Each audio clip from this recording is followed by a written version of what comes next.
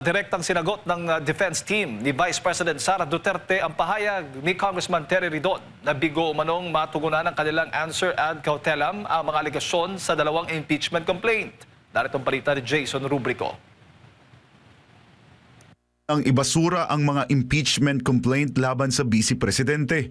Ito ang iginiit ni Vice President Sara Duterte sa kanyang answer ad cautelam na inihain sa House Committee on Justice. Ayon sa depensa, wala itong pinagkaiba sa reklamong inihain noong 2025 na idineklarang unconstitutional ng Korte Suprema. Dagdag pa nila, recycled lamang ang mga akusasyon at kulang sa ultimate facts o mga konkretong katotohanan ang mga reklamo. Ayon kay Attorney Michael Poa, spokesperson ng defense team ng Vice, mahirap sagutin ang maparatang dahil sa kawalan ng detalye.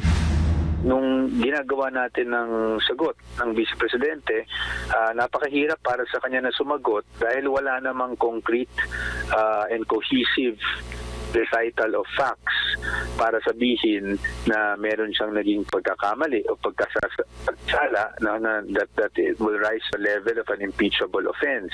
Iginit din ng kampo na nilabag ang due process ng pangalawang Pangulo. Ayon kay Poa, tila may double standard sa pagtrato sa mga reklamo laban sa Pangulo at sa VP.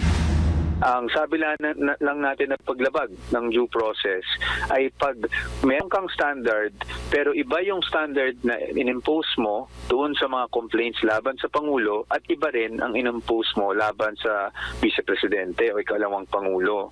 So doon po nang gagaling yung argument natin na may paglabag sa due process kasi tila nagkaroon sa pananaw namin, nagkaroon ng double standards po dito sa determination ng sufficiency of form and substance pagdating sa dalawang opisyal. Sinabi rin ng depensa na sa mga nakaraang pagdinig, mabilis na isinentabi ang mabibigat na reklamo laban sa iba pang matataas na opisyal. Kinwestiyon din nila ang kredibilidad ng affidavit ni Ramil Madriaga dahil sa kawalan umano ng sapat na patunay.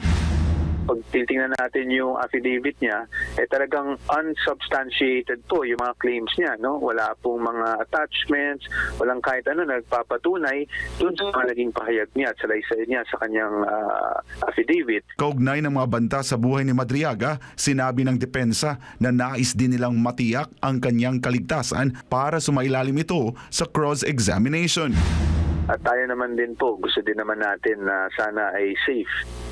Lahat ng tao, including si Mr. Madriaga, lalong-lalo na gusto po nating makross-examine kung ito ay magtuloy-tuloy sa Senado, gusto po nating makross-examine si Mr. Madriaga para po mapatunayan namin na wala pong katotohanan yung mga sinasabi niya laban sa Vice Presidente sa kanyang affidavit. Sa kabila nito, iginiit ni Representative Terry Ridon na hindi pa rin nasasagot ng kampo ni VP Sara ang mga alegasyon sa impeachment complaints. Pero ayon sa depensa, malinaw ang kanilang paninindigan na bigo ang mga nagrereklamo na maglatag ng matibay na kaso.